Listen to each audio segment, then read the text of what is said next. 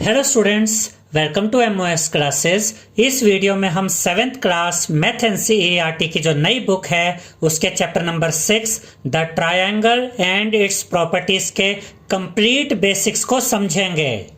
तो जैसे कि चैप्टर का नाम है the triangle and its properties, तो सबसे पहले हम ट्रायंगल के बारे में समझेंगे, यानी कि ट्रायंगल का मतलब क्या होता है और ट्रायंगल के टाइप्स क्या होते हैं।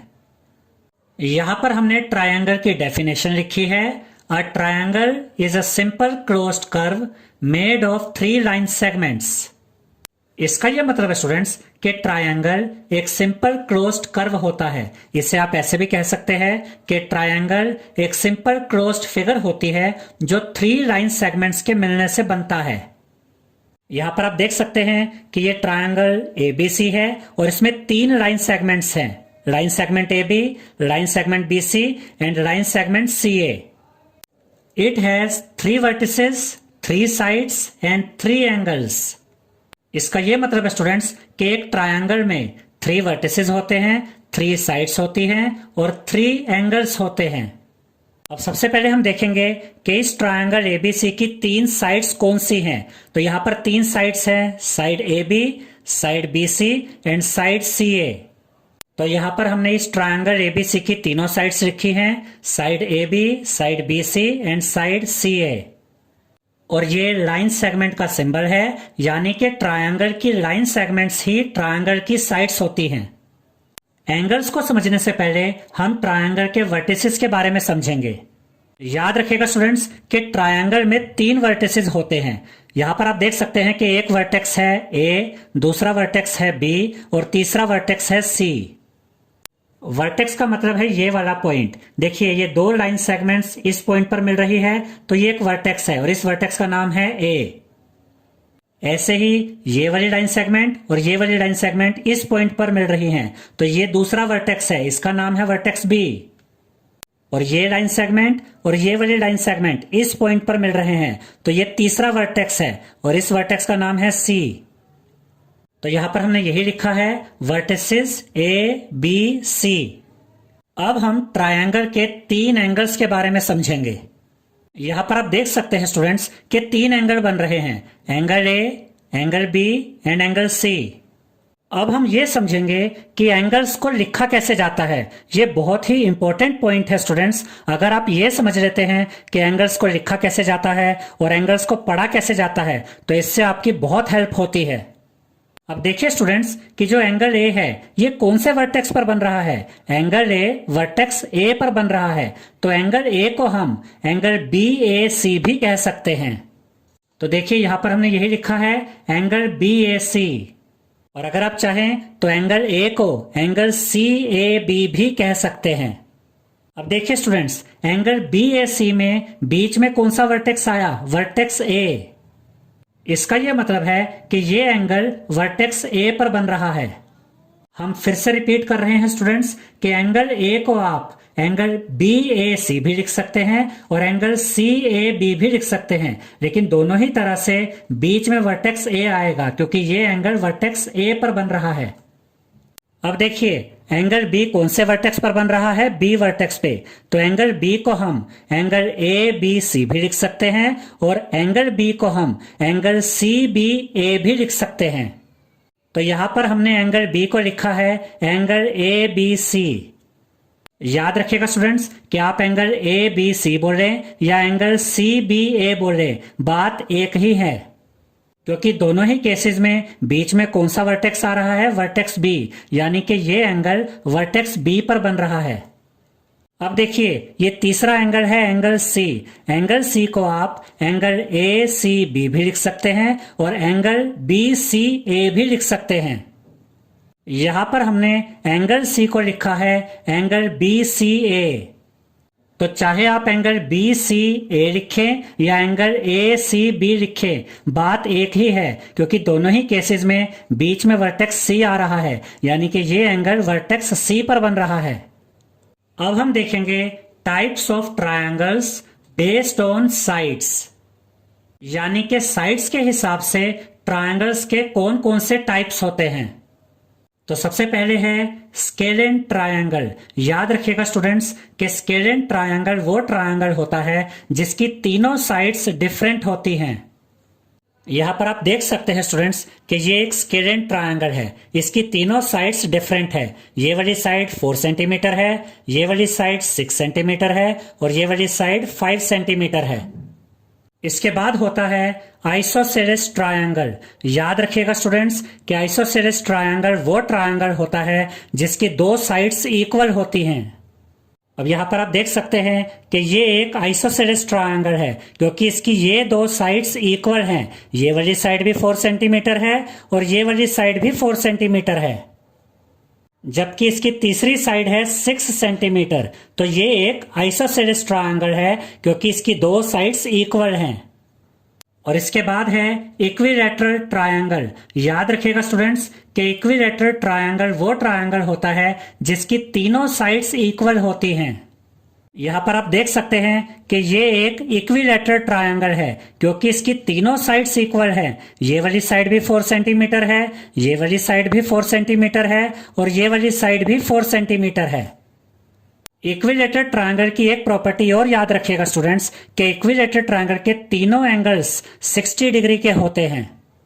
मान लीजिए कि यहां पर कोई और ट्रायंगल होता जिसकी तीनों साइड्स 6 सेंटीमीटर वाली होती, तो वो ट्रायंगल भी इक्विलैटरल ट्रायंगल होता और उस ट्रायंगल के भी तीनों एंगल्स 60 डिग्री के ही होते।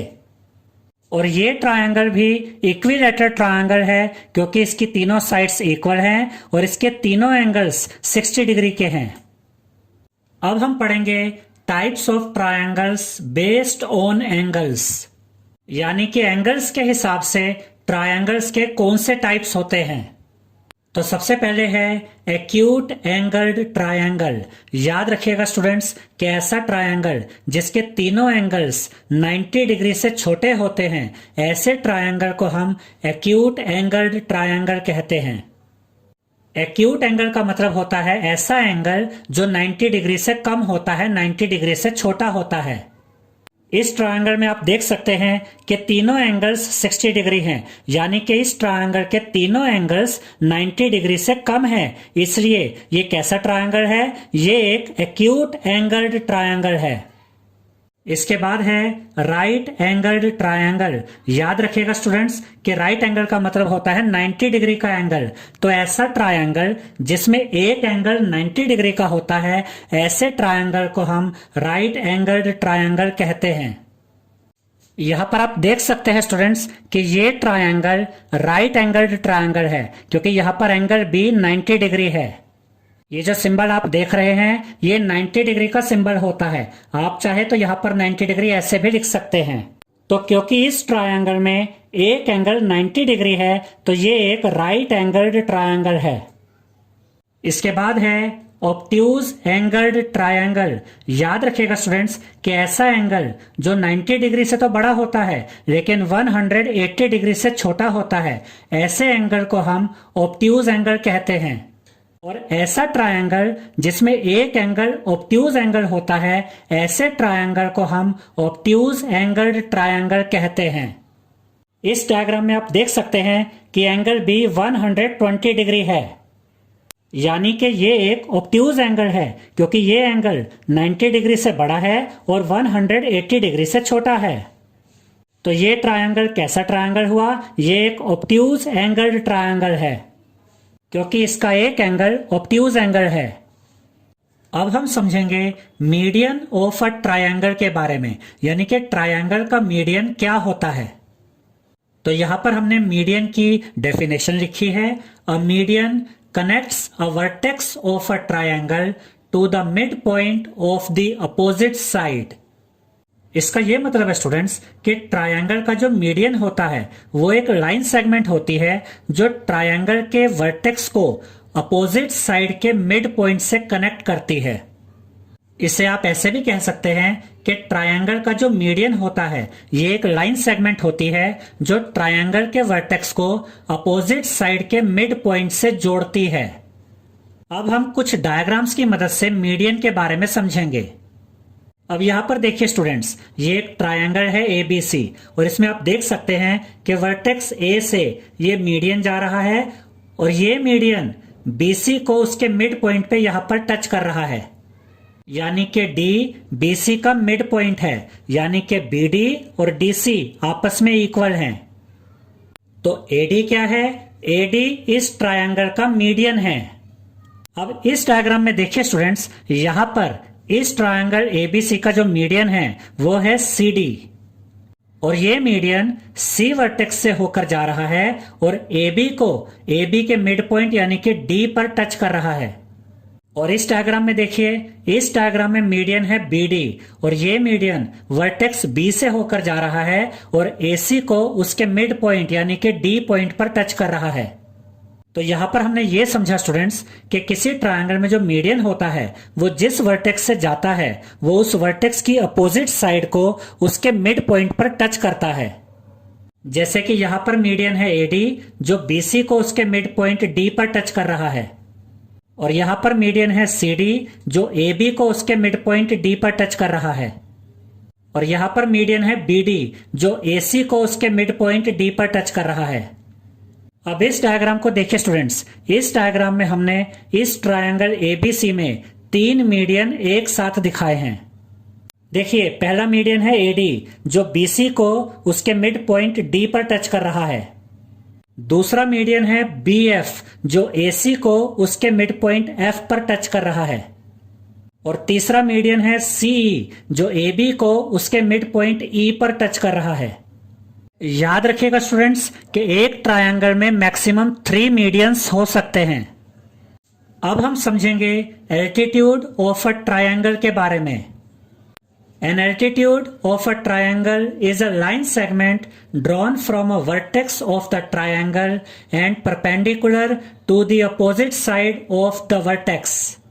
इसका यह मतलब है स्टूडेंट्स कि ट्रायंगल का जो एल्टीट्यूड होता है ये एक लाइन सेगमेंट होती है जो ट्रायंगल के वर्टेक्स से स्टार्ट होकर अपोजिट साइड तक जाती है, और ये लाइन सेगमेंट यानी कि ट्रायंगल का एल्टीट्यूड वर्टेक्स की अपोजिट साइड के साथ परपेंडिकुलर बनाती है, यानी कि 90 डिग्री का एंगल बनाती है। अब डायग्राम्स के थ्रू आप एल्टीट्यूड को और भी अच्छे तरीके से समझ सकते हैं। अब देखिए, ये एक ट्रायंगल है ABC और इसमें ये एल्टीट्यूड है AD, और ये एल्टीट्यूड वर्टेक्स A से स्टार्ट हुआ और कहां तक गया? A की अपोजिट साइड यानी कि BC तक गया। और ध्यान से देखिए स्टूडेंट्स कि ये जो एल्टीट्यूड AD है ये BC के साथ परपेंडिकुलर बना रहा है, यानी कि 90 डिग्री का एंगल बना रहा है। ये सिंबल 90 डिग्री के एंगल का होता है। अब आपने मीडियन और एल्टीट्यूड में कंफ्यूज नहीं होना है। जो मीडियन होता है स्टूडेंट्स वो अपोजिट साइड के मिड पॉइंट को टच करता है, जबकि जो एल्टीट्यूड होता है उसमें यह जरूरी नहीं होता कि वो अपोजिट साइड के मिड पॉइंट को ही टच करे। एल्टीट्यूड अपोजिट साइड के मिड पॉइंट को टच कर भी सकता है और नहीं भी कर सकता, लेकिन एल्टीट्यूड में यह जरूरी है कि जो एल्टीट्यूड होता है वो अपोजिट साइड के साथ परपेंडिकुलर बनाता है, यानी कि 90 डिग्री का एंगल बनाता है। अब इस डायग्राम में देखिए, ट्रायंगल ABC है और यहां पर जो एल्टीट्यूड है वो है CD। ये एल्टीट्यूड वर्टेक्स C से स्टार्ट हुआ और AB को कहां टच कर रहा है? D पे, और एल्टीट्यूड CD AB के साथ परपेंडिकुलर बना रहा है, यानी कि 90 डिग्री का एंगल बना रहा है। अब इस डायग्राम में देखिए, एल्टीट्यूड है BD और ये BD एल्टीट्यूड वर्टेक्स B से स्टार्ट हुआ और ये AC को टच कर रहा है पॉइंट D पर, और आप देख सकते हैं स्टूडेंट्स कि ये एल्टीट्यूड BD AC के साथ परपेंडिकुलर बना रहा है, यानी कि 90 डिग्री का एंगल बना रहा है। अब हम देखेंगे स्टूडेंट्स कि एक ही ट्रायंगल में हम 3 एल्टीट्यूड्स कैसे दिखा सकते हैं।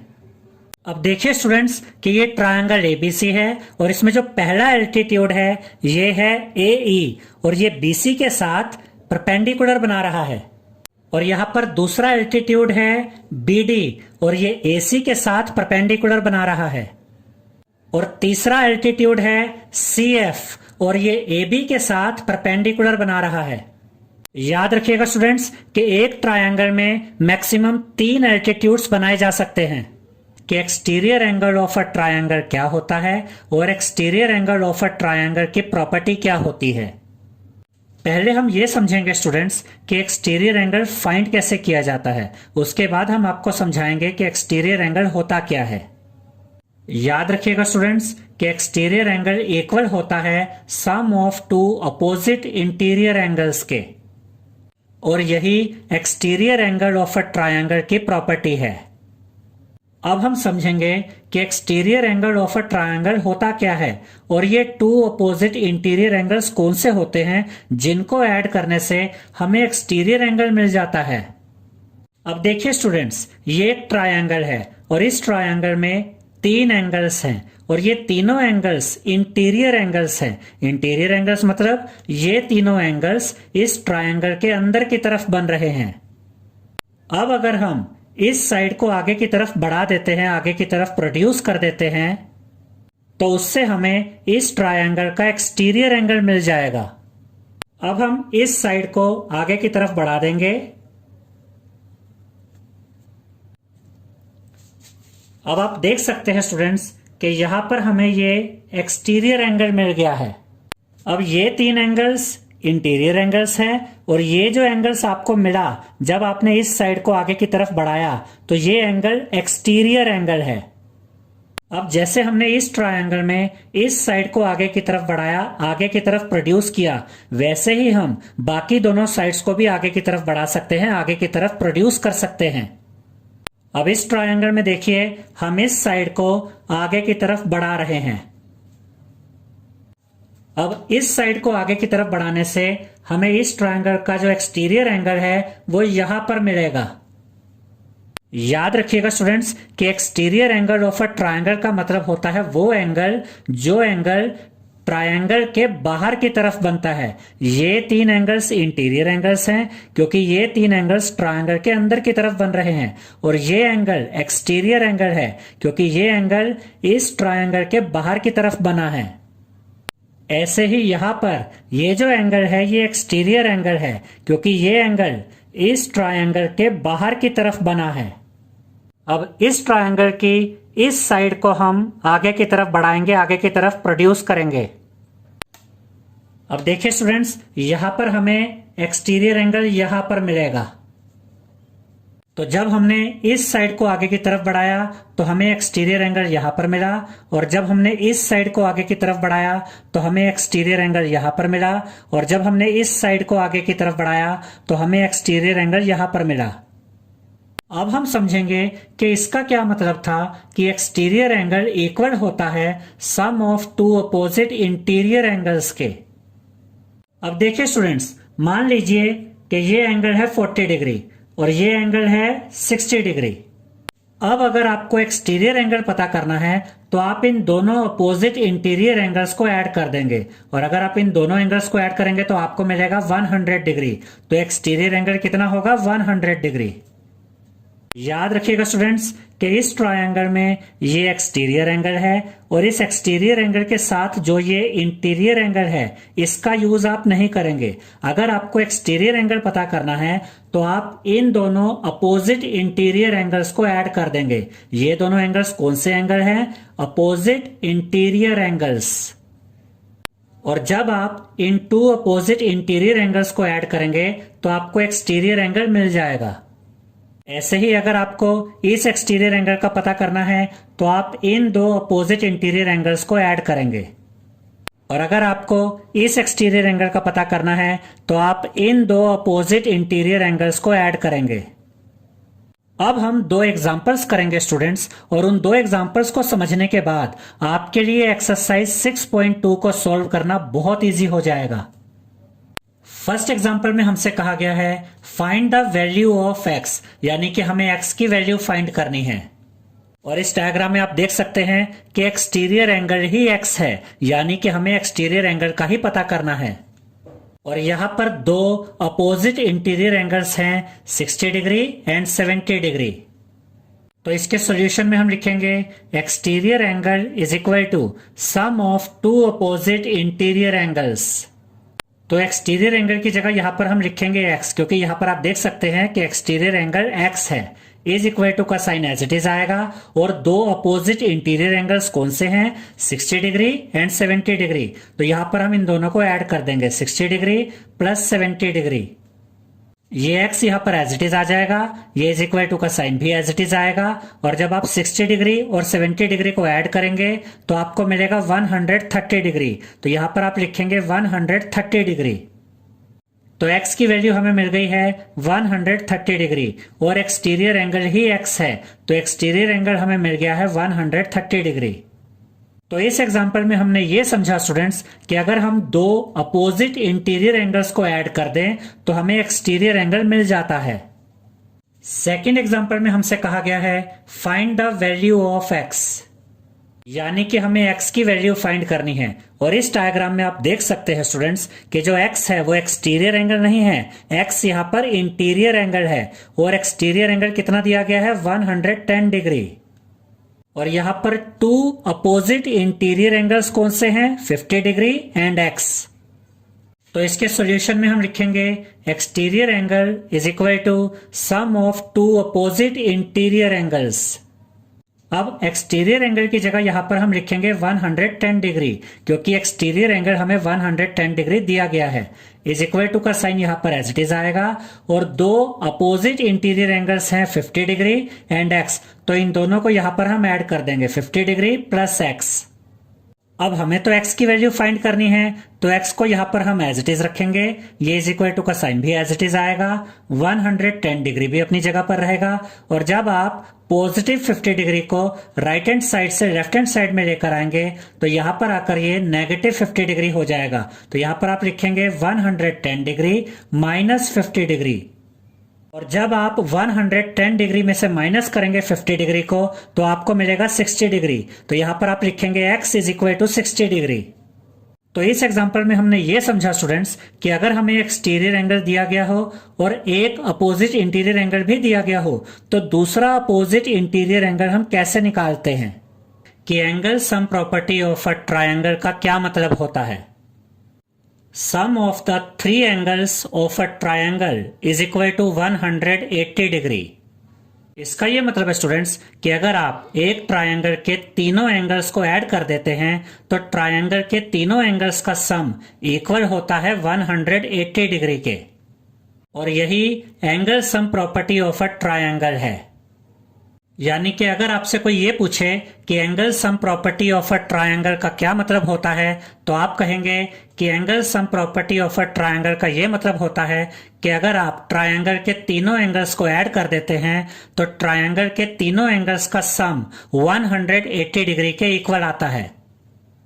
इस डायग्राम में आप देख सकते हैं स्टूडेंट्स कि हमें एक ट्रायंगल दिया गया है और इसके तीन एंगल्स हैं 60 डिग्री, 50 डिग्री एंड 70 डिग्री।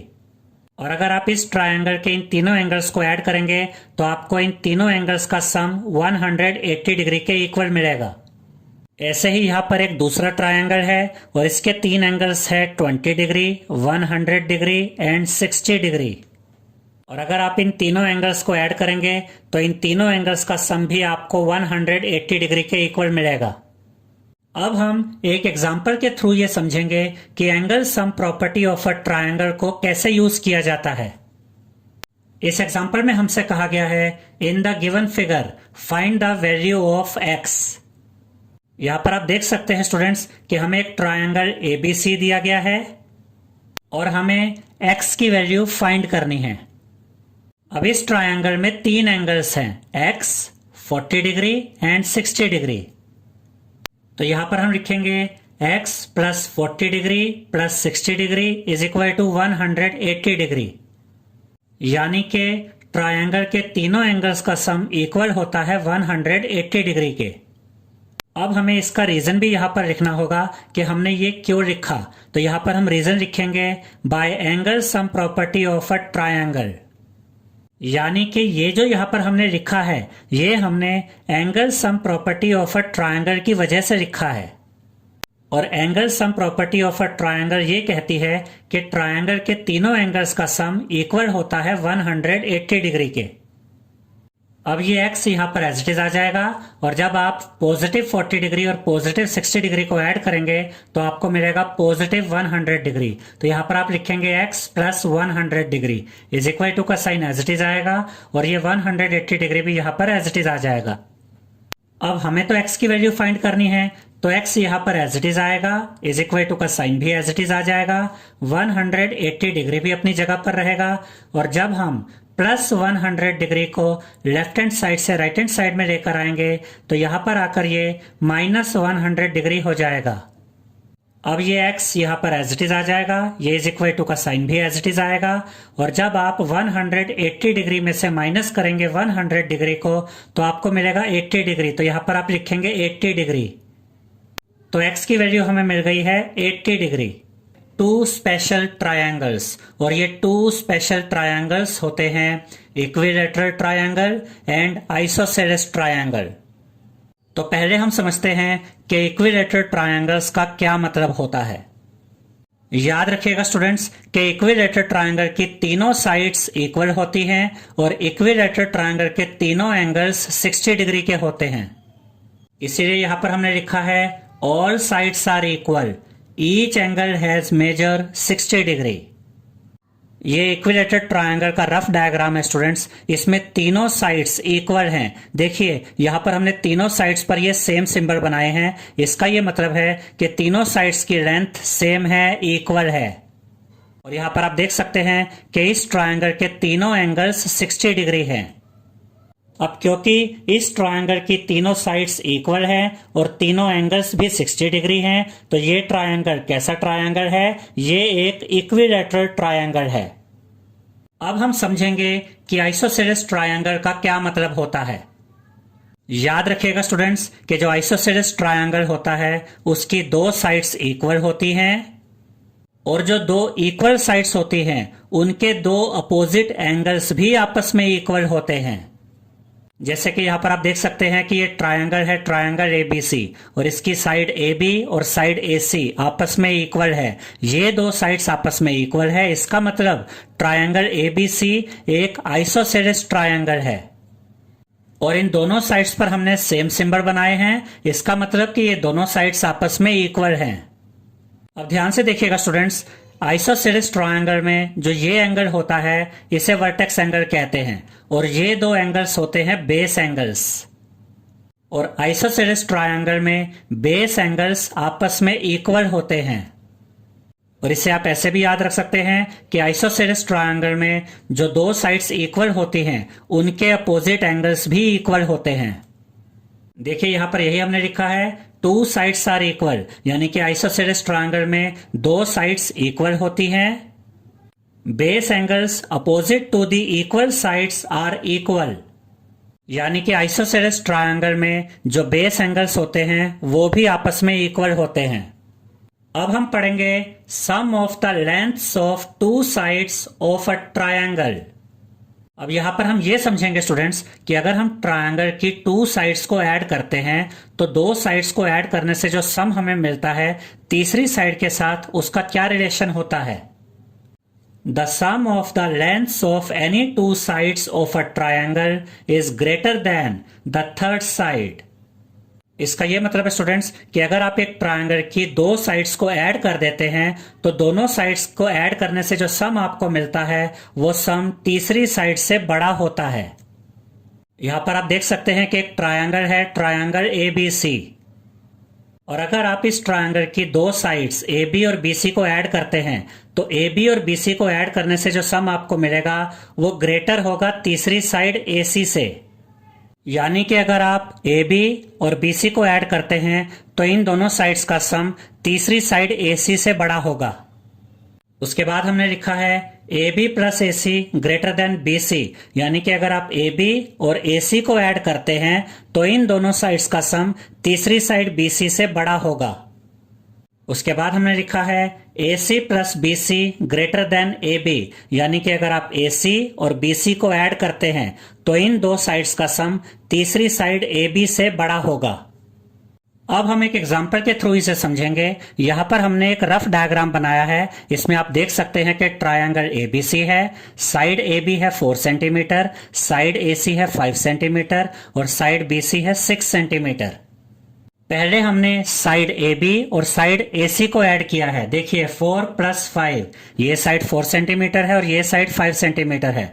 और जब आप 4 + 5 करते हैं तो आपको मिलता है 9, यानी कि इन दोनों साइड्स का जो सम है वो 9 है और 9 6 से बड़ा है। तो यहां पर हम लिखेंगे 9 > 6, यानी कि इन दोनों साइड्स का सम तीसरी साइड से बड़ा है।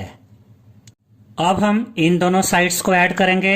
ये साइड है 4 सेंटीमीटर और ये साइड है 6 सेंटीमीटर। तो यहां पर हम लिखेंगे 4 + 6 = 10, यानी कि इन दोनों साइड्स का सम है 10 और 10 तीसरी साइड यानी कि 5 से बड़ा है। तो यहां पर हम लिखेंगे 10 > 5, यानी कि जब हमने इन दोनों साइड्स को ऐड किया तो इन दोनों साइड्स का सम भी तीसरी साइड से बड़ा आया। अब हम इन दोनों साइड्स को ऐड करेंगे। ये साइड है 5 सेंटीमीटर और ये साइड है 6 सेंटीमीटर। तो यहां पर हम लिखेंगे 5 + 6 = 11, यानी इन दोनों साइड्स का सम है 11 और ये तीसरी साइड 4 से बड़ा है। तो यहां पर हम लिखेंगे 11 > 4, यानी कि जब हमने इन दोनों साइड्स को ऐड किया तो इन दोनों साइड्स का सम तीसरी साइड से बड़ा आया। तो यहां पर हमने ये सीखा स्टूडेंट्स कि अगर आप एक ट्रायंगल की किन्हीं भी दो साइड्स को ऐड करते हैं तो दो साइड्स का सम तीसरी साइड से बड़ा होता है। अब हम पढ़ेंगे difference between the lengths of 2 sides of a triangle, यानी कि अगर हम एक ट्रायंगल की दो साइड्स का डिफरेंस निकालते हैं तो दो साइड्स का जो डिफरेंस आता है उसका तीसरी साइड के साथ क्या रिलेशन होता है। The difference between the length of any two sides of a triangle is smaller than the length of the third side. इसका ये मतलब है स्टूडेंट्स कि अगर आप एक ट्रायंगल की दो साइड्स का डिफरेंस निकालते हैं तो दो साइड्स का जो डिफरेंस आता है वो तीसरी साइड से छोटा होता है। यहां पर हमने एक रफ डायग्राम बनाया है। इसमें आप देख सकते हैं कि ट्रायंगल ABC है और यहां पर हमने लिखा है AB - BC is less than AC, यानी कि अगर आप AB में से BC को माइनस करते हैं तो जो आंसर आएगा वो छोटा होगा AC से, यानी कि दो साइड्स का जो डिफरेंस आएगा वो तीसरी साइड से छोटा होगा। उसके बाद हमने लिखा है AB - AC is less than BC, यानी कि अगर आप इस साइड में से माइनस करेंगे इस साइड को तो इन दोनों साइड्स का जो डिफरेंस आएगा वो तीसरी साइड BC से छोटा होगा। उसके बाद हमने लिखा है AC - BC is less than AB, यानी कि अगर आप इस साइड में से माइनस करेंगे इस साइड को तो इन दोनों साइड्स का जो डिफरेंस आएगा वो तीसरी साइड AB से छोटा होगा। अब हम एक एग्जाम्पल के थ्रू इसे समझेंगे। यहां पर हमने एक रफ डायग्राम तैयार किया है जिसमें ट्रायंगल ABC है। साइड AB है 6 सेंटीमीटर, साइड BC है 4 सेंटीमीटर और साइड AC है 5 सेंटीमीटर। तो सबसे पहले हमने लिखा है 6 - 5 = 1 और उसके बाद हमने लिखा है 1 is less than 4, यानी कि जब हम AB में से AC को माइनस करेंगे यानी कि 6 में से माइनस करेंगे 5 को तो हमें मिलेगा 1, यानी कि इन दो साइड्स का जो डिफरेंस है वो 1 है और इन दो साइड्स का डिफरेंस तीसरी साइड BC से कम है क्योंकि BC है 4 सेंटीमीटर। तो यहां पर हमने देखा स्टूडेंट्स कि एक ट्रायंगल की दो साइड्स का डिफरेंस तीसरी साइड से कम होता है, छोटा होता है। उसके बाद हमने लिखा है 6 - 4 = 2, यानी कि जब हमने इस साइड में से माइनस किया इस साइड को तो हमें आंसर मिला 2 और तीसरी साइड है 5 सेंटीमीटर, यानी कि इन दो साइड्स का जो डिफरेंस 2 है वो तीसरी साइड से छोटा है। तो यहां पर हमने लिखा है 2 is less than 5। अब हम 5 में से माइनस करेंगे 4 को, यानी कि इस साइड में से माइनस करेंगे इस साइड को। तो यहां पर हमने लिखा है 5 - 4 = 1। तो इन दोनों साइड्स का डिफरेंस आया 1 और 1 तीसरी साइड यानी कि 6 से छोटा है। तो यहां पर हम लिखेंगे 1 is less than 6। तो यहां पर हमने ये सीखा स्टूडेंट्स कि अगर आप एक ट्रायंगल की किन्हीं भी दो साइड्स का डिफरेंस निकालते हैं तो दोनों साइड्स का डिफरेंस तीसरी साइड से छोटा होता है। राइट एंगल्ड ट्रायंगल्स के बारे में, यानी कि राइट एंगल्ड ट्रायंगल्स क्या होते हैं और इसके अलावा हम समझेंगे पाइथागोरस प्रॉपर्टी के बारे में, यानी कि पाइथागोरस प्रॉपर्टी क्या होती है। याद रखिएगा स्टूडेंट्स कि पाइथागोरस प्रॉपर्टी को ही पाइथागोरस थ्योरम भी कहा जाता है। तो सबसे पहले हम समझते हैं कि राइट एंगल्ड ट्रायंगल्स क्या होते हैं। याद रखिएगा स्टूडेंट्स कि ऐसे ट्रायंगल को हम राइट एंगल्ड ट्रायंगल कहते हैं जिसमें एक एंगल 90 डिग्री का होता है। इसे आप ऐसे भी कह सकते हैं कि हम ऐसे ट्रायंगल को राइट एंगल्ड ट्रायंगल कहते हैं जिसमें एक एंगल राइट एंगल होता है। राइट एंगल का मतलब होता है 90 डिग्री का एंगल। यहां पर आप देख सकते हैं स्टूडेंट्स कि ट्रायंगल ABC एक राइट एंगल्ड ट्रायंगल है, क्योंकि यहां पर एंगल B कितने डिग्री का है, 90 डिग्री का, यानी कि एंगल B राइट एंगल है। ये जो सिंबल होता है ये 90 डिग्री का सिंबल होता है। अब आपने जो बहुत इंपॉर्टेंट बात यहां पर याद रखनी है स्टूडेंट्स, वो ये है कि एक राइट एंगल्ड ट्रायंगल में 90 डिग्री के सामने वाली जो साइड होती है, यानी कि राइट एंगल के अपोजिट जो साइड होती है, ये इस ट्रायंगल की सबसे बड़ी साइड होती है और इसे हम कहते हैं हाइपोटेन्यूज। और हाइपोटेन्यूज के अलावा जो बाकी की दो साइड्स होती हैं, इन दो साइड्स को ट्रायंगल की लेग्स भी कहा जाता है और बेस और परपेंडिकुलर भी कहा जाता है। 7th क्लास की आपकी एनसीईआरटी बुक में इन दो साइड्स को लेग्स ही बताया गया है। बड़ी क्लासेस में हम इन दो साइड्स को बेस और परपेंडिकुलर भी कहते हैं, लेकिन 7th क्लास में हम इन दोनों साइड्स को लेग्स ही कहेंगे। तो अभी तक हमने ये समझा स्टूडेंट्स कि राइट एंगल्ड ट्रायंगल वो ट्रायंगल होता है जिसमें एक एंगल 90 डिग्री का होता है और 90 डिग्री के सामने वाली साइड ट्रायंगल की सबसे बड़ी साइड होती है और इसे हम हाइपोटेन्यूज कहते हैं, और ट्रायंगल की बाकी दो साइड्स को हम ट्रायंगल की लेग्स कहते हैं। अब हम समझेंगे पाइथागोरस प्रॉपर्टी के बारे में, जिसे हम पाइथागोरस थ्योरम भी कहते हैं। तो सबसे पहले तो ये याद रखिएगा स्टूडेंट्स कि पाइथागोरस प्रॉपर्टी सिर्फ राइट एंगल्ड ट्रायंगल में ही यूज होती है, यानी कि ऐसा ट्रायंगल जिसमें एक एंगल 90 डिग्री का है, ऐसे ट्रायंगल में ही हम पाइथागोरस प्रॉपर्टी को यूज कर सकते हैं। अब हम देखेंगे स्टूडेंट्स कि पाइथागोरस प्रॉपर्टी को क्यों यूज करते हैं। देखिए यहां पर आपके पास एक राइट एंगल ट्रायंगल है। मान लीजिए कि आपको इस राइट एंगल ट्रायंगल की कोई भी दो साइड्स दी गई हैं, या तो ये दो साइड्स दी गई हैं और ये साइड निकालनी है, या फिर ये दो साइड्स दी गई हैं और ये साइड निकालनी है, या फिर ये दो साइड्स दी गई है और ये साइड निकालनी है। तो जब भी राइट एंगल ट्रायंगल में आपको दो साइड्स दी गई हो और तीसरी साइड फाइंड करनी हो, यानी कि तीसरी साइड निकालनी हो, तो तीसरी साइड फाइंड करने के लिए हम पाइथागोरस थ्योरम का यूज करते हैं, यानी कि पाइथागोरस प्रॉपर्टी का यूज करते हैं। और ये हम आपको ऑलरेडी समझा चुके हैं स्टूडेंट्स कि राइट एंगल ट्रायंगल में 90 डिग्री के सामने वाली जो साइड होती है, ये साइड हाइपोटेन्यूज होती है। और पाइथागोरस थ्योरम के अकॉर्डिंग हाइपोटेन्यूज का जो स्क्वायर होता है वो इक्वल होता है बाकी दोनों साइड्स के स्क्वायर के सम के। तो पाइथागोरस प्रॉपर्टी के अकॉर्डिंग यहां पर हम लिखेंगे AC square is equal to AB square plus BC square, यानी कि हाइपोटेन्यूज का स्क्वायर इक्वल है बाकी दोनों साइड्स के स्क्वायर के सम के। यानी कि पाइथागोरस थ्योरम के अकॉर्डिंग हाइपोटेन्यूज का स्क्वायर आप एक साइड में रखते हैं और बाकी दोनों साइड्स के स्क्वायर का सम आप दूसरी साइड में रखते हैं। और इसे आप ऐसे भी लिख सकते हैं AC square is equal to BC square plus AB square, यानी कि AB स्क्वायर को आप पहले रखें या बाद में रखें फर्क नहीं पड़ता, और BC स्क्वायर को आप बाद में रखें या पहले रखें इससे कोई फर्क नहीं पड़ता, लेकिन जो हाइपोटेन्यूज का स्क्वायर होता है उसे आप हमेशा दूसरी साइड में ही रखेंगे। अब हम आपको समझाएंगे students squares and square roots के बारे में। 8th क्लास मैथ एनसीईआरटी का 6th चैप्टर है स्क्वायर्स एंड स्क्वायर रूट्स।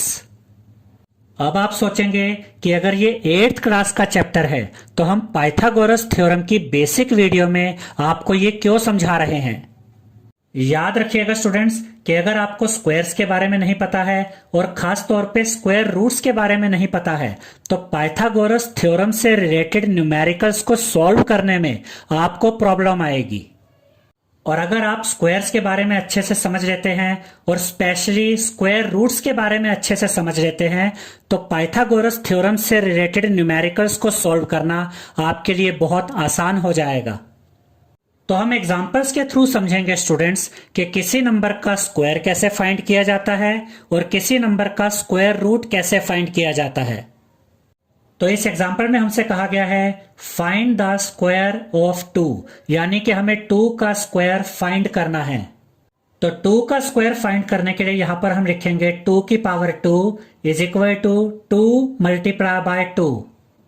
याद रखिएगा स्टूडेंट्स 2 की पावर 2 को हम 2 का स्क्वायर भी कह सकते हैं और इसे आप स्क्वायर ऑफ 2 भी कह सकते हैं, यानी कि आप 2 का स्क्वायर फाइंड कर रहे हैं। और यह भी याद रखिएगा स्टूडेंट्स कि जब भी आप किसी नंबर का स्क्वायर फाइंड करते हैं तो आप उसी नंबर को 2 बार मल्टीप्लाई कर देते हैं। तो यहां पर हमें 2 का स्क्वायर फाइंड करना है तो यहां पर हम लिखेंगे 2 मल्टीप्लाई बाय 2। अब ये 2 का स्क्वायर यहां पर एज इट इज आ जाएगा, इज इक्वल टू का साइन भी एज इट इज आएगा और जब आप 2 को मल्टीप्लाई करेंगे 2 के साथ तो आपको मिलेगा 4। तो यहां पर आप लिखेंगे 4, यानी कि 2 का स्क्वायर हमें मिल गया है 4। नेक्स्ट एग्जांपल में हमसे कहा गया है find the square root of 4, यानी कि हमें 4 का स्क्वायर रूट फाइंड करना है। अब 4 का स्क्वायर रूट फाइंड करने का मतलब क्या है इसे समझते हैं। देखिए स्टूडेंट्स, जब हमने 2 का स्क्वायर किया था तो हमें 4 मिला था, यानी कि 4 2 का स्क्वायर है। और अब हमें 4 का स्क्वायर रूट फाइंड करना है। इसका यह मतलब है कि हमें वो नंबर पता करना है जिसका स्क्वायर करने पर 4 आता है। तो 4 का स्क्वायर रूट फाइंड करने के लिए इसे हम इस तरह से लिखेंगे, ये स्क्वायर रूट का सिंबल होता है और इसके अंदर हम 4 लिखेंगे, यानी कि हम 4 का स्क्वायर रूट फाइंड कर रहे हैं। और इसे आप स्क्वायर रूट 4 भी बोल सकते हैं और अंडर रूट 4 भी बोल सकते हैं। उसके बाद यहां पर इज इक्वल टू का साइन आएगा और उसके बाद ये स्क्वायर रूट का सिंबल आएगा और उसके अंदर हम लिखेंगे 2 मल्टीप्लाई बाय 2। अब ये 2 मल्टीप्लाई बाय 2 यहां पर कैसे आया स्टूडेंट्स, इसको बहुत ध्यान से समझिएगा। हमें यहां पर 4 के प्राइम फैक्टर्स फाइंड करने होते हैं और 4 के प्राइम फैक्टर्स फाइंड करने के लिए हम यहां पर एक लाइन इस तरह से ड्रॉ करेंगे और एक लाइन इस तरह से ड्रॉ करेंगे और यहां पर 4 लिखेंगे। अब हमें ऐसे नंबर्स देखने हैं जो 4 को डिवाइड कर सकते हैं। तो आप कहेंगे कि 4 तो 4 से भी डिवाइड हो जाता है, 4 तो 2 से भी डिवाइड हो जाता है, तो हम 4 को किससे डिवाइड करें। तो अभी हमने आपको बताया था स्टूडेंट्स कि हमें 4 के प्राइम फैक्टर्स चाहिए, यानी कि हमें 4 को ऐसे नंबर से डिवाइड करना है जो एक प्राइम नंबर हो। अगर आप 4 को 4 से डिवाइड करते हैं तो 4 से डिवाइड तो हो जाएगा, लेकिन 4 एक प्राइम नंबर नहीं है। प्राइम नंबर्स वो नंबर्स होते हैं जो सिर्फ अपनी टेबल में आते हैं, जबकि 4 तो 2 की टेबल में भी आता है और अपनी टेबल में भी आता है। और अगर हम 4 को 2 से डिवाइड करते हैं तो 2 एक प्राइम नंबर है, क्योंकि 2 सिर्फ अपनी ही टेबल में आता है। और कभी भी आपके सामने ये सिचुएशन आए कि जैसे कि 100 है तो आप कहेंगे कि 100 तो 50 से भी डिवाइड हो जाता है, 10 से भी डिवाइड हो जाता है, 2 से भी डिवाइड हो जाता है। तो सबसे पहले तो ये याद रखिएगा कि आपको वो सबसे छोटा नंबर देखना होता है जो यहां पर दिए गए नंबर को डिवाइड कर सकता है, और जिस नंबर से आप इसे डिवाइड कर रहे हैं वो नंबर सबसे छोटा तो होना ही चाहिए, उसके अलावा वो प्राइम नंबर भी होना चाहिए। तो यहां पर 4 से भी डिवाइड हो सकता है और 2 से भी, लेकिन हम 4 को 2 से डिवाइड करेंगे क्योंकि 2 प्राइम नंबर भी है और 2 वो सबसे छोटा नंबर है जो 4 को डिवाइड कर सकता है। तो यहां पर हम लिखेंगे 2 2 जा 4 होता है, तो यहां पर हम लिखेंगे 2। देखिए 2 जा 4। अब यहां पर बचा 2 किससे डिवाइड होता है, 2 तो 2 से ही डिवाइड होता है। तो यहां पर हम ये लाइन बनाएंगे, यहां पर लिखेंगे 2 और 2 1 जा 2 होता है तो यहां पर 1 आएगा। देखिए 2 1 जा 2। अब जैसे ही यहां पर 1 बचा तो यहां पर आप प्राइम फैक्टर्स को चेक करेंगे। यहां पर कौन से 2 प्राइम फैक्टर्स आए, दोनों ही प्राइम फैक्टर्स 2 है। तो यहां पर स्क्वायर रूट के अंदर आप लिखेंगे 2 मल्टीप्लाई बाय 2। यहां पर यह भी याद रखिएगा स्टूडेंट्स कि हमने स्क्वायर रूट 4 को ही स्क्वायर रूट 2 मल्टीप्लाई बाय 2 लिखा है। अगर आप इन दोनों नंबर्स को मल्टीप्लाई करेंगे तो आपको वापस 4 मिल जाएगा। अब ये स्क्वायर रूट 4 यहां पर एज इट इज आ जाएगा, इज इक्वल टू का साइन भी एज इट इज आएगा। अब यहां पर आपको यह चेक करना है स्टूडेंट्स कि स्क्वायर रूट के अंदर पेयर बना है या नहीं। पेयर का मतलब होता है जोड़ा, यानी कि एक ही नंबर 2 बार आया है या नहीं। अब यहां पर आप देख सकते हैं कि 2 2 बार आया है, तो ये स्क्वायर रूट का साइन यहां से हट जाएगा और इसमें से एक सिंगल 2 बाहर आ जाएगा। तो अब हमें स्क्वायर रूट ऑफ 4 मिल गया है 2, यानी कि 2 वो नंबर है जिसका स्क्वायर करने पर 4 आता है। तो इन दो एग्जाम्पल्स में हमने ये समझा स्टूडेंट्स कि 2 का स्क्वायर 4 है और 4 का स्क्वायर रूट 2 है। और अगर आपको स्क्वायर रूट निकालना आता है स्टूडेंट्स, तो पाइथागोरस प्रॉपर्टी से रिलेटेड न्यूमेरिकल्स को आप बहुत आसानी से सॉल्व कर सकते हैं। अभी हम स्क्वायर्स और स्क्वायर रूट से रिलेटेड कुछ और एग्जांपल्स देखेंगे और उसके बाद हम पाइथागोरस थ्योरम से रिलेटेड न्यूमेरिकल्स को सॉल्व करेंगे। नेक्स्ट एग्जांपल में हमसे कहा गया है फाइंड द स्क्वायर ऑफ 5, यानी कि हमें 5 का स्क्वायर फाइंड करना है। तो यहां पर हम लिखेंगे 5 की पावर 2, यानी कि 5 का square is equal to 5 multiply by 5। और जब आप 5 को मल्टीप्लाई करेंगे 5 के साथ तो आपको मिलेगा 25। तो यहां पर आप लिखेंगे 25। तो 5 का स्क्वायर हमें मिल गया है 25। नेक्स्ट एग्जांपल में हमसे कहा गया है find the square root of 25, यानी कि हमें 25 का स्क्वायर रूट फाइंड करना है। इसे आप ऐसे भी कह सकते हैं स्टूडेंट्स कि हमें वो नंबर फाइंड करना है जिसका स्क्वायर करने पर 25 आता है। तो यहां पर हम लिखेंगे square root 25 is equal to square root 5 multiply by 5। अब हमें कैसे पता चलेगा स्टूडेंट्स कि यहां पर 5 मल्टीप्लाई बाय 5 आएगा? इसके लिए हम 25 के प्राइम फैक्टर्स फाइंड करेंगे। तो उसके लिए यहां पर हम इस तरह से लिखेंगे 25 किससे डिवाइड होता है? 25 एक तो 25 से ही डिवाइड होता है और 5 से भी डिवाइड होता है, लेकिन हम इसे 25 से डिवाइड नहीं करेंगे क्योंकि 25 एक प्राइम नंबर नहीं है। हम इसे डिवाइड करेंगे 5 से क्योंकि 5 एक प्राइम नंबर है। तो यहां पर हम लिखेंगे 5 5 जा 25 होता है, तो यहां पर 5 आएगा। 5 जा 25। अब यहां पर बचा 5 भी 5 के टेबल में आता है, तो यहां पर हम लिखेंगे 5 1 जा 5 होता है, तो यहां पर हम लिखेंगे 1। तो यहां पर अब आप देख सकते हैं स्टूडेंट्स कि 25 के दो प्राइम फैक्टर्स आ गए हैं और दोनों प्राइम फैक्टर्स 5 हैं, इसीलिए यहां पर हमने लिखा स्क्वायर रूट 5 मल्टीप्लाई बाय 5। और याद रखिएगा स्टूडेंट्स कि जब आप इन दोनों प्राइम फैक्टर्स को मल्टीप्लाई करते हैं तो वापस यही नंबर आ जाता है, यानी कि हमने स्क्वायर रूट 25 को ही इस तरीके से लिख दिया है। अब देखिए स्टूडेंट्स यहां पर पेयर बन रहा है, यानी कि 5 2 बार मल्टीप्लाई हो रहा है, तो ये स्क्वायर रूट यहां से हट जाएगा और एक 5 बाहर आ जाएगा। तो 25 का स्क्वायर रूट हमें मिल गया है 5, यानी 5 ही वो नंबर है जिसका स्क्वायर करने पर 25 आता है। तो इन दो एग्जाम्पल्स में हमने ये समझा स्टूडेंट्स कि 5 का स्क्वायर 25 होता है और 25 का स्क्वायर रूट 5 होता है। नेक्स्ट एग्जाम्पल में हमसे कहा गया है फाइंड द स्क्वायर ऑफ 6, यानी कि हमें 6 का स्क्वायर फाइंड करना है। तो यहां पर हम लिखेंगे 6 की पावर 2, यानी कि 6 का square is equal to 6 multiply by 6।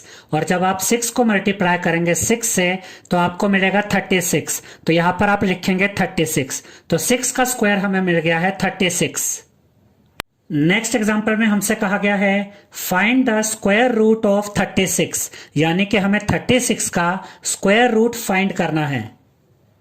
इसे आप ऐसे भी कह सकते हैं स्टूडेंट्स कि हमें वो नंबर फाइंड करना है जिसका स्क्वायर करने पर 36 आता है।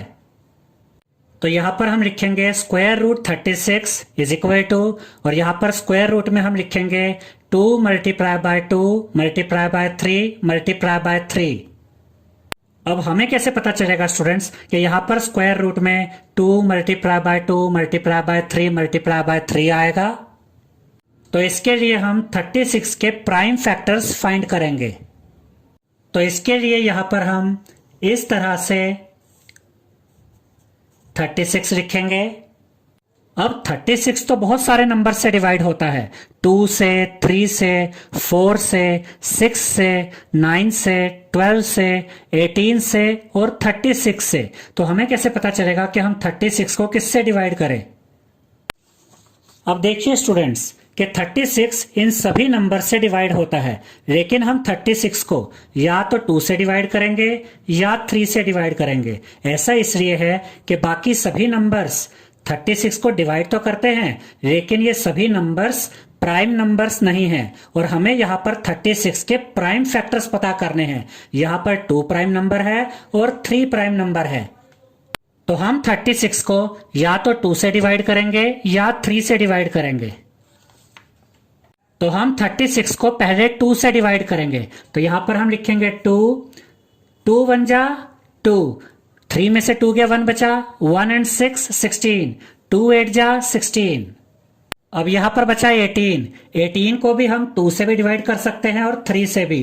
तो हम 18 को भी 2 से डिवाइड करेंगे। तो यहां पर हम लिखेंगे 2, 2 9 जा 18 होता है, तो यहां पर 9 लिखेंगे, 2 9 जा 18। अब यहां पर बचा 9, 9 3 से डिवाइड होता है, तो यहां पर हम लिखेंगे 3, 3 3 जा 9। यहां पर बचा 3, 3 3 से डिवाइड होता है, 3 1 जा 3। अब हमें 36 के प्राइम फैक्टर्स मिल गए हैं और इन्हीं प्राइम फैक्टर्स को हम यहां पर स्क्वायर रूट में मल्टीप्लाई कर देंगे। और अगर आप इन चारों प्राइम फैक्टर्स को मल्टीप्लाई करके देखें तो आपको वापस 36 मिलता है। देखिए स्टूडेंट्स, 2 2 जा 4, 4 3 जा 12, 12 3 जा 36। अब हम यहां पर देखेंगे स्टूडेंट्स कि स्क्वायर रूट में कौन कौन से नंबर्स के पेयर बन रहे हैं। यहां पर आप देख सकते हैं कि 2 2 बार आया है, इसका मतलब 2 का पेयर बन रहा है, और 3 भी 2 बार आया है, यानी कि 3 का भी पेयर बन रहा है। अब क्योंकि स्क्वायर रूट में जितने भी नंबर्स हैं उनके पेयर बन रहे हैं, तो ये स्क्वायर रूट यहां से हट जाएगा और यहां पर 2 बार 2 है तो एक 2 बाहर आ जाएगा, उसके साथ ही मल्टीप्लाई का साइन आएगा। यहां पर 3 भी 2 बार है तो एक 3 बाहर आ जाएगा। अब यहां पर हमें मिला 2 मल्टीप्लाई बाय 3। जब आप 2 को मल्टीप्लाई करेंगे 3 से तो आपको मिलेगा 6, तो यहां पर आप लिखेंगे 6, यानी कि 36 का स्क्वायर रूट हमें मिल गया है 6, यानी कि 6 वो नंबर है जिसका स्क्वायर करने पर 36 आता है। तो इन 2 एग्जाम्पल्स से हमने ये समझा स्टूडेंट्स कि 6 का स्क्वायर 36 होता है और 36 का स्क्वायर रूट 6 होता है। नेक्स्ट एग्जांपल में हमसे कहा गया है फाइंड द स्क्वायर ऑफ 12, यानी कि हमें 12 का स्क्वायर फाइंड करना है। तो यहां पर हम लिखेंगे 12 की पावर 2, यानी कि 12 का square is equal to 12 multiply by 12। और जब आप 12 को मल्टीप्लाई करेंगे 12 के साथ तो आपको मिलेगा 144। तो यहां पर आप लिखेंगे 144, यानी कि 12 का स्क्वायर है 144। नेक्स्ट एग्जांपल में हमसे कहा गया है find the square root of 144, यानी कि हमें 144 का स्क्वायर रूट फाइंड करना है। तो यहां पर हम लिखेंगे square root 144 is equal to, और स्क्वायर रूट में यहां पर हम लिखेंगे 2 multiply by 2 multiply by 2 multiply by 2 multiply by 3 multiply by 3। अब हमें कैसे पता चलेगा स्टूडेंट्स कि 144 के यही प्राइम फैक्टर्स हैं? तो इसके लिए हम 144 के प्राइम फैक्टर्स को फाइंड करेंगे। 144 के प्राइम फैक्टर्स को फाइंड करने के लिए हम यहां पर इस तरह से लिखेंगे 144। अब याद रखिएगा स्टूडेंट्स कि 144 बहुत सारे नंबर से डिवाइड होता है और 144 2 से भी डिवाइड होता है और 3 से भी डिवाइड होता है। तो हम 144 को या तो 2 से डिवाइड करेंगे या 3 से डिवाइड करेंगे, क्योंकि 2 और 3 दोनों ही प्राइम नंबर्स हैं। तो 144 को पहले हम 2 से डिवाइड करेंगे। तो यहां पर हम लिखेंगे 2, 2 7 जा 14 होता है, तो यहां पर हम लिखेंगे 7, 2 7 जा 14, यहां पर बचा 4, 2 2 जा 4। अब यहां पर बचा 72, 72 को भी हम 2 से भी डिवाइड कर सकते हैं और 3 से भी डिवाइड कर सकते हैं। तो 72 को भी हम 2 से डिवाइड करेंगे। तो यहां पर हम लिखेंगे 2, 2 3 जा 6 होता है, तो यहां पर 3 आएगा, 2 3 जा 6, 7 में से 6 गया 1 बचा, 1 and 2 12, 2 6 जा 12। अब यहां पर बचा 36। 36 भी 2 से भी डिवाइड होता है और 3 से भी डिवाइड होता है। तो हम 36 को 2 से भी डिवाइड कर सकते हैं और 3 से भी डिवाइड कर सकते हैं। तो यहां पर हम 36 को 2 से डिवाइड करेंगे। तो यहां पर हम लिखेंगे 2, 2 1 जा 2 होता है, तो यहां पर 1 लिखेंगे। 2 1 जा 2, 3 में से 2 गया, 1 बचा, 1 एंड 6 16, 2 8 जा 16।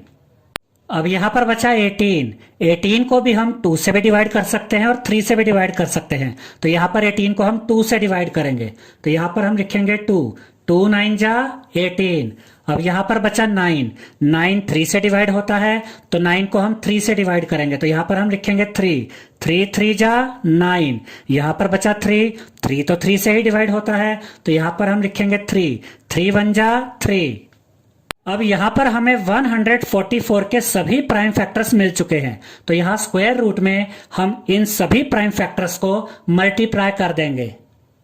और अगर आप इन सभी प्राइम फैक्टर्स को मल्टीप्लाई करके देखेंगे तो आपको वापस यही नंबर यानी कि 144 मिल जाता है। अब ध्यान से देखिए स्टूडेंट्स कि इस स्क्वायर रूट में 2 कितनी बार आया है? 1 2 3 4 बार। देखिए 2 का एक पेयर तो यहां बना और एक पेयर यहां बना, और यहां पर आप देख सकते हैं कि 3 का भी एक पेयर बना है। तो इस स्क्वायर रूट में जितने भी नंबर्स हैं उन सभी के पेयर्स बन रहे हैं। तो यहां से ये स्क्वायर रूट हट जाएगा, 1 2 यहां से बाहर आएगा, इसके साथ ही मल्टीप्लाई का साइन आएगा। 1 2 यहां से बाहर आएगा, इसके साथ ही मल्टीप्लाई का साइन आएगा, और 1 3 यहां से बाहर आएगा।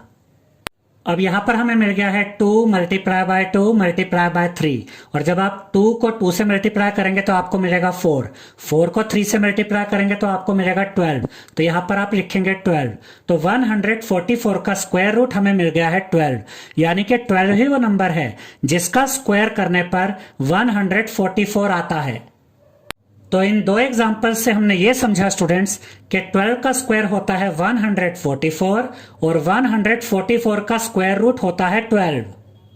नेक्स्ट एग्जाम्पल में हमसे कहा गया है फाइंड द स्क्वायर ऑफ 24, यानी कि हमें 24 का स्क्वायर फाइंड करना है। तो यहां पर हम लिखेंगे 24 की पावर 2, यानी कि 24 का square is equal to 24 multiply by 24। और जब हम 24 को मल्टीप्लाई करेंगे 24 के साथ तो हमें मिलेगा 576। तो यहां पर हम लिखेंगे 576। तो 24 का स्क्वायर है 576। नेक्स्ट एग्जांपल में हमसे कहा गया है find the square root of 576, यानी कि हमें 576 का स्क्वायर रूट फाइंड करना है। तो यहां पर हम लिखेंगे square root 576 is equal to, और यहां पर हम स्क्वायर रूट के अंदर 576 के सभी प्राइम फैक्टर्स को मल्टीप्लाई कर देंगे। अब हम यहां पर देखते हैं स्टूडेंट्स कि 576 के ये सभी प्राइम फैक्टर्स हमें कैसे मिलेंगे। तो यहां पर हम लिखेंगे 576। 576 2 से भी डिवाइड हो सकता है और 3 से भी डिवाइड हो सकता है। तो यहां पर हमने 576 को पहले 2 से डिवाइड किया है। तो यहां पर हम लिखेंगे 2, 2 2 जा 4 होता है, तो यहां पर लिखेंगे 2, 2 2 जा 4, 5 में से 4 गया, 1 बचा, 1 एंड 7 17, 2 8 जा 16, 17 में से 16 गया, 1 बचा, 1 एंड 6 16, 2 8 जा 16। अब यहां पर बचा 288। 288 भी 2 से भी डिवाइड हो जाता है और 3 से भी डिवाइड हो जाता है। तो यहां पर हमने 288 को 2 से डिवाइड किया है। तो यहां पर हम लिखेंगे 2, 2 1 जा 2, 2 4 जा 8, 2 4 जा 8। अब यहां पर बचा 144। 144 भी 2 से भी डिवाइड होता है और 3 से भी डिवाइड होता है। तो हम इसे 2 से भी डिवाइड कर सकते हैं और 3 से भी डिवाइड कर सकते हैं। यहां पर हमने 144 को 2 से डिवाइड किया है। 2 7 जा 14, 2 2 जा 4। अब यहां पर बचा 72। 72 भी 2 से भी डिवाइड होता है और 3 से भी डिवाइड होता है। यहां पर 72 को हमने 2 से डिवाइड किया है। तो यहां पर हम लिखेंगे 2, 2 3 जा 6, 7 में से 6 गया, 1 बचा, 1 एंड 2 12, 2 6 जा 12। अब यहां पर बचा 36। 36 2 से भी डिवाइड होता है और 3 से भी डिवाइड होता है। तो यहां पर 36 को हमने 2 से डिवाइड किया है, तो यहां पर हम लिखेंगे 2, 2 1 जा 2, 3 में से 2 गया 1 बचा, 1 एंड 6 16, 2 8 जा 16।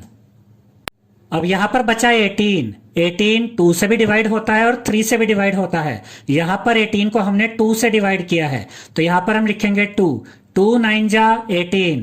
अब यहां पर बचा 9, 9 3 से डिवाइड होता है, तो यहां पर हमने लिखा 3, 3 3 जा 9। अब यहां पर बचा 3, 3 3 से डिवाइड होता है, तो यहां पर हमने लिखा 3, 3 1 जा 3। अब यहां पर हमें 576 के सभी प्राइम फैक्टर्स मिल चुके हैं। यहां स्क्वायर रूट में हम इन सभी प्राइम फैक्टर्स को मल्टीप्लाई करके लिख देंगे, और अगर आप इन सभी प्राइम फैक्टर्स को मल्टीप्लाई करके देखेंगे तो आपको वापस यही नंबर यानी कि 576 ही मिलता है। अब हम देखेंगे स्टूडेंट्स कि इस स्क्वायर रूट में प्राइम फैक्टर्स के कितने पेयर बनते हैं। देखिए यहां पर 2 कितनी बार है, 1 2 3 4 5 6, यानी कि 6 बार 2 है, तो 2 का एक पेयर तो यहां बनेगा, एक पेयर यहां बनेगा और एक पेयर ये बनेगा। और यहां पर 3 कितनी बार है, 2 बार, तो 3 का भी एक पेयर बनेगा।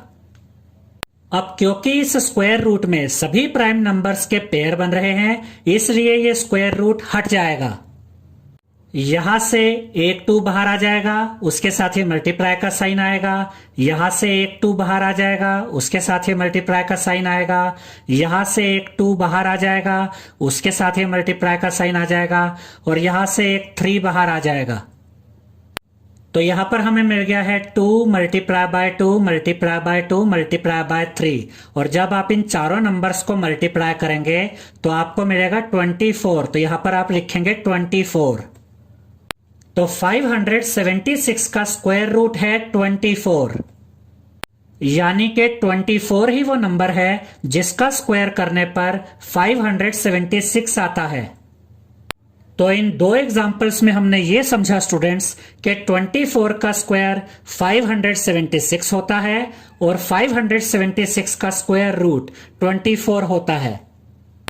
इस एग्जाम्पल में हमसे कहा गया है फाइंड द स्क्वायर ऑफ 25, यानी कि हमें 25 का स्क्वायर फाइंड करना है। तो यहां पर हम लिखेंगे 25 की पावर 2, यानी कि 25 का square is equal to 25 multiply by 25। और जब आप 25 को मल्टीप्लाई करेंगे 25 के साथ तो आपको मिलेगा 625। तो यहां पर आप लिखेंगे 625, यानी कि 25 का स्क्वायर है 625। नेक्स्ट एग्जांपल में हमसे कहा गया है find the square root of 625, यानी कि हमें 625 का स्क्वायर रूट फाइंड करना है। तो यहां पर हम लिखेंगे square root 625 is equal to, और यहां पर स्क्वायर रूट में हम लिखेंगे 5 multiply by 5 multiply by 5 multiply by 5। अब हमें कैसे पता चलेगा स्टूडेंट्स कि 625 के यही 4 प्राइम फैक्टर्स हैं? तो उसके लिए यहां पर हम 625 के प्राइम फैक्टर्स फाइंड करेंगे। तो यहां पर हम लिखेंगे 625, 625 5 से डिवाइड होता है, तो यहां पर हम लिखेंगे 5, 5 1 जा 5, 6 में से 5 गया 1 बचा, 1 एंड 2 12, 5 2 जा 10, 12 में से 10 गया 2 बचा, 2 एंड 5 25, 5 5 जा 25। अब यहां पर बचा 125, 125 भी 5 से डिवाइड होता है, तो यहां पर हम लिखेंगे 5, 5 2 जा 10, 12 में से 10 गया 2 बचा, 2 एंड 5 25, 5 5 जा 25। अब यहां पर बचा 25, 25 भी 5 से डिवाइड होता है, तो यहां पर हम लिखेंगे 5, 5 5 जा 25। अब यहां पर बचा 5, 5 5 से डिवाइड होता है, तो यहां पर हम लिखेंगे 5, 5 1 जा 5। अब यहां पर हमें 625 के चारों प्राइम फैक्टर्स मिल चुके हैं, तो यहां स्क्वायर रूट में हम इन चारों प्राइम फैक्टर्स को मल्टीप्लाई कर देंगे। अब हम देखेंगे स्टूडेंट्स कि इस स्क्वायर रूट में इन प्राइम फैक्टर्स के पेयर बन रहे हैं या नहीं। यहां पर देखिए 5 कितनी बार है, 1 2 3 4 बार। अब देखिए एक पेयर तो 5 का यहां बन रहा है और एक पेयर 5 का यहां बन रहा है। अब क्योंकि स्क्वायर रूट में सभी प्राइम फैक्टर्स के पेयर बन रहे हैं तो यह स्क्वायर रूट यहां से हट जाएगा और एक 5 यहां से बाहर आ जाएगा और इसके साथ ही मल्टीप्लाई का साइन आएगा और एक 5 यहां से बाहर आ जाएगा। अब यहां हमें मिल गया है 5 मल्टीप्लाई बाय 5 और जब आप 5 को मल्टीप्लाई करेंगे 5 के साथ तो आपको मिलेगा 25। तो यहां पर आप लिखेंगे 25।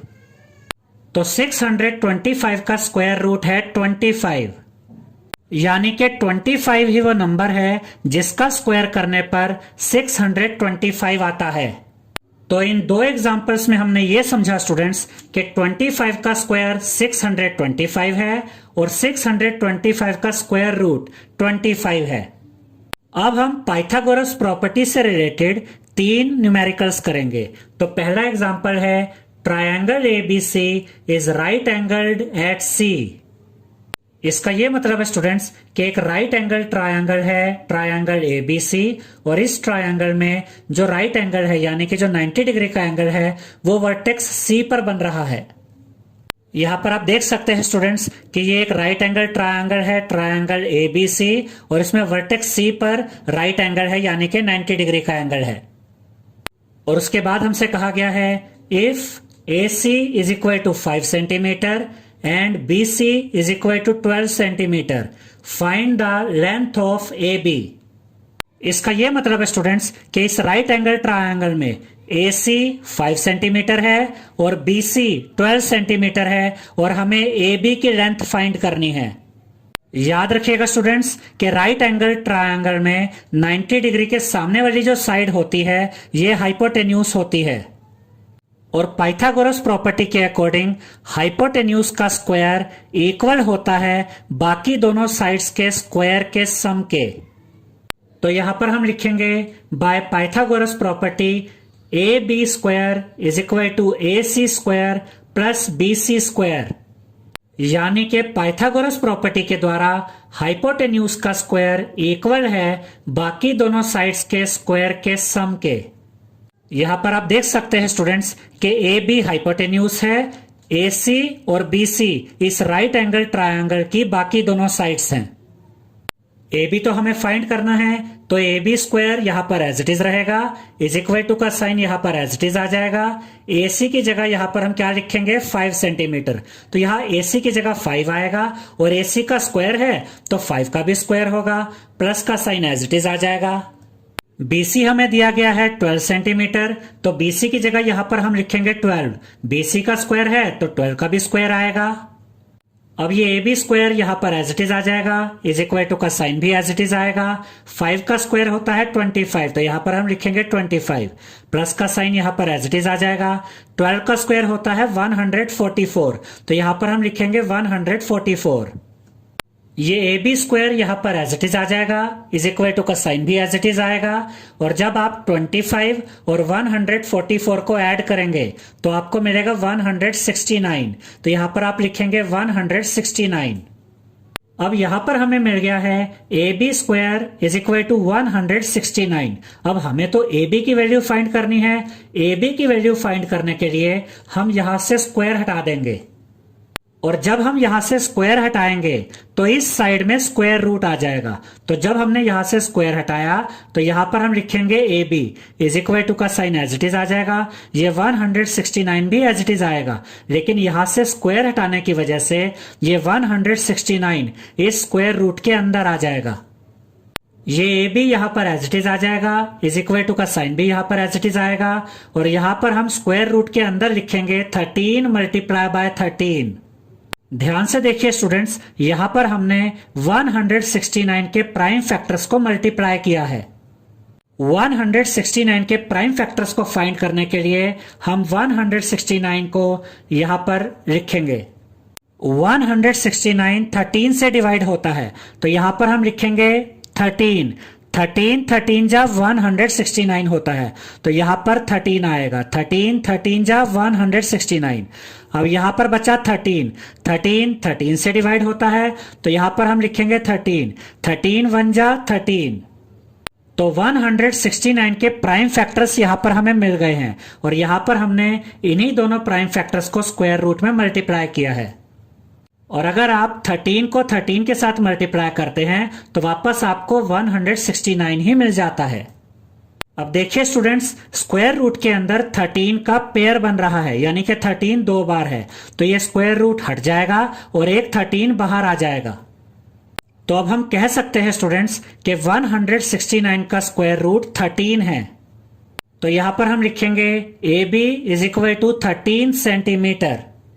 इसीलिए हमने आपको यह बताया था स्टूडेंट्स कि पाइथागोरस थ्योरम से रिलेटेड न्यूमेरिकल्स को सॉल्व करने के लिए स्क्वायर रूट की नॉलेज होना जरूरी होता है, यानी कि आपको स्क्वायर रूट निकालना आना चाहिए। अब हम सेकेंड एग्जांपल देखते हैं। Triangle ABC is right angled at C, यानी कि एक राइट एंगल्ड ट्रायंगल है जिसमें राइट एंगल यानी कि 90 डिग्री का एंगल वर्टेक्स C पर बन रहा है। If AC is equal to 7 centimeter and BC is equal to 24 centimeter, find the length of AB।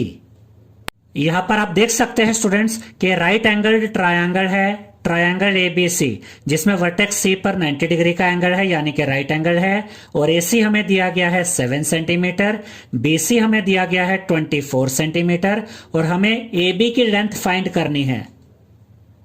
तो यहां पर हम लिखेंगे by Pythagoras property AB square is equal to AC square plus BC square, यानी कि हाइपोटेन्यूज का square is equal to बाकी दोनों साइड्स के स्क्वायर का सम। अब AB तो हमें फाइंड करना है, तो AB स्क्वायर यहां पर एज इट इज आ जाएगा, इज इक्वल टू का साइन भी एज इट इज आएगा। AC हमें दिया गया है 7 सेंटीमीटर, तो AC की जगह हम लिखेंगे 7। AC का स्क्वायर है तो 7 का भी स्क्वायर होगा, प्लस का साइन एज इट इज आएगा। BC हमें दिया गया है 24, तो BC की जगह यहां पर हम लिखेंगे 24। BC का स्क्वायर है तो 24 का भी स्क्वायर होगा। AB स्क्वायर यहां पर एज इट इज आ जाएगा, इज इक्वल टू का साइन भी एज इट इज आएगा। 7 का स्क्वायर होता है 49, तो यहां पर हम लिखेंगे 49, प्लस का साइन एज इट इज आएगा। 24 का स्क्वायर होता है 576, तो यहां पर हम लिखेंगे 576। AB स्क्वायर यहां पर एज इट इज आ जाएगा, इज इक्वल टू का साइन भी एज इट इज आएगा, और जब आप 49 को ऐड करेंगे 576 के साथ तो आपको मिलेगा 625, तो यहां पर आप लिखेंगे 625।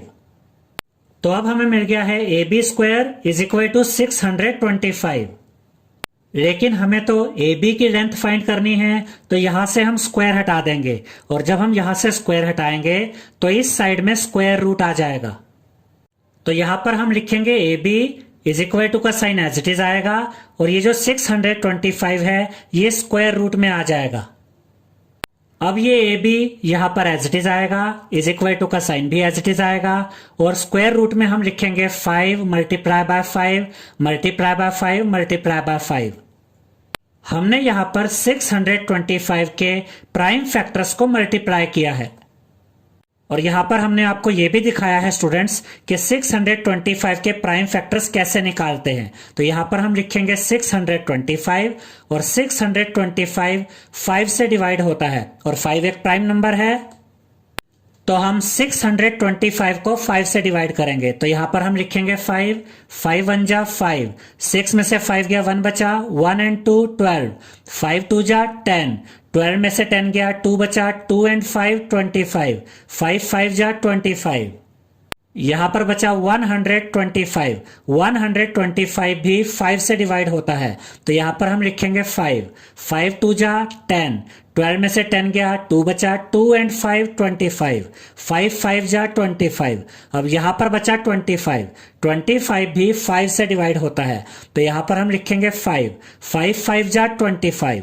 अब यहां पर बचा 5, 5 भी 5 से डिवाइड होता है, तो यहां पर हम लिखेंगे 5, 5 1 जा 5। तो 625 के प्राइम फैक्टर्स हमें यहां पर मिल गए हैं, और इन्हीं प्राइम फैक्टर्स को हमने यहां पर स्क्वायर रूट के अंदर मल्टीप्लाई किया है। और अगर आप इन चारों प्राइम फैक्टर्स को मल्टीप्लाई करके देखेंगे तो आपको वापस यही नंबर यानी कि 625 ही मिल जाएगा। अब देखिए स्टूडेंट्स, यहां स्क्वायर रूट के अंदर 5 कितनी बार आया है, 1 2 3 4। तो यहां पर आप देख सकते हैं कि एक पेयर तो यहां पर बन रहा है 5 का, और एक पेयर यहां पर बन रहा है 5 का।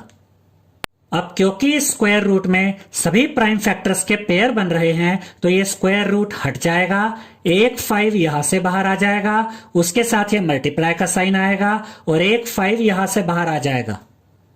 अब यहां पर हमें मिल गया है 5 मल्टीप्लाई बाय 5 और जब आप 5 को मल्टीप्लाई करेंगे 5 के साथ तो आपको मिलेगा 25। तो यहां पर आप लिखेंगे 25 सेंटीमीटर। और यहां पर आप देख सकते हैं स्टूडेंट्स कि 625 का स्क्वायर रूट हमें मिला है 25। तो AB की लेंथ हमें फाइंड करनी थी और AB की लेंथ हमें मिल गई है 25 सेंटीमीटर।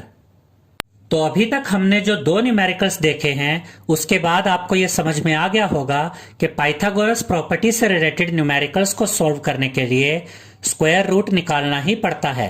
पहले न्यूमेरिकल में हमने 169 का स्क्वायर रूट निकाला था और वो आया था 13। दूसरे न्यूमेरिकल में हमने 625 का स्क्वायर रूट निकाला जो आया था 25। नेक्स्ट एग्जांपल में हमसे कहा गया है triangle PQR is right angled at Q। यहां पर आप देख सकते हैं स्टूडेंट्स कि ये एक राइट एंगल्ड ट्रायंगल है, ट्रायंगल PQR, और इसमें जो 90 डिग्री का एंगल है, जो राइट एंगल है, वो वर्टेक्स Q पर बन रहा है। उसके बाद हमसे कहा गया है if PR is equal to 25 centimetre and PQ is equal to 7 centimetre find QR। तो यहां पर हम लिखेंगे by Pythagoras property PR square is equal to PQ square plus QR square, यानी कि हाइपोटेन्यूज का स्क्वायर इक्वल है बाकी दोनों साइड्स के स्क्वायर के सम के। PR यहां पर आप देख सकते हैं हमें दिया गया है 25 सेंटीमीटर, तो PR की जगह यहां पर हम लिखेंगे 25। PR का स्क्वायर है तो 25 का भी स्क्वायर आएगा, इज इक्वल टू का साइन यहां पर एज इट इज आ जाएगा। PQ की जगह हम 7 लिखेंगे क्योंकि PQ हमें 7 दिया गया है। PQ का स्क्वायर है तो 7 का भी स्क्वायर आएगा, प्लस का साइन यहां पर एज इट इज आएगा। QR स्क्वायर यहां पर हम एज इट इज रखेंगे क्योंकि QR की लेंथ हमें फाइंड करनी है। 25 का स्क्वायर होता है 625, तो यहां पर आप लिखेंगे 625 इज इक्वल टू का साइन यहां पर एज इट इज आ जाएगा। 7 का स्क्वायर होता है 49, तो यहां पर आप लिखेंगे 49 प्लस का साइन एज इट इज आएगा। QR स्क्वायर यहां पर एज इट इज आ जाएगा, ये 625 यहां पर एज इट इज रहेगा। और जब हम पॉजिटिव 49 को लेफ्ट हैंड साइड में लेकर आएंगे तो यहां पर आकर ये -49 हो जाएगा, ये इज इक्वल टू का साइन यहां पर एज इट इज आएगा और QR स्क्वायर भी अपनी जगह पर रहेगा। और जब आप 625 में से माइनस करेंगे 49 को तो आपको मिलेगा 576, तो यहां पर आप लिखेंगे 576 इज इक्वल टू का साइन यहां पर एज इट इज आएगा और QR स्क्वायर भी यहां पर एज इट इज आ जाएगा। अब यहां पर हमें मिल गया है QR square is equal to 576, लेकिन हमें तो QR की वैल्यू फाइंड करनी है, तो यहां से हम ये स्क्वायर हटा देंगे और जब यहां से हम स्क्वायर हटाएंगे तो यहां पर स्क्वायर रूट आ जाएगा।